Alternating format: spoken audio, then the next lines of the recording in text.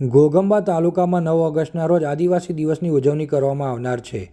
તેના આયોજનના ભાગરૂપે ઘોગંબા તાલુકા પંચાયતના હોલમાં મિટિંગ યોજાઈ હતી, જેમાં હાલોલના ધારાસભ્ય જયદ્રથસિંહ પરમાર અને કાલોલના ધારાસભ્ય ફતેહસિંહ ચૌહાણ ઉપસ્થિત રહ્યા હતા. બંને ધારાસભ્યોએ ગત વર્ષ થયેલા આયોજન બદલ અભિનંદન પાઠવી આ વર્ષ પણ આ કાર્યક્રમ સફળ થાય અને મોટી સંખ્યામાં આદિવાસી સમાજ કાર્યક્રમમાં હાજરી આપે તે માટે જિલ્લા તાલુકા પંચાયતના સભ્યો તથા સરપંચોને જવાબદારી સોંપવામાં આવી હતી. ધારાસભ્યોએ વડાપ્રધાન મોદીના શાસનમાં આદિવાસીઓને વનબંધુ કલ્યાણ યોજના સહિત ઘણી બધી યોજનાઓ આદિવાસીના વિકાસ માટે બનાવવામાં આવી હોવાની માહિતી આપી હતી અને 9 ઓગસ્ટે સમગ્ર ગુજરાતમાં ઘોગંબાનું નામ ગુંજે તેવા કાર્યક્રમ કરવા હકાલ કરી હતી.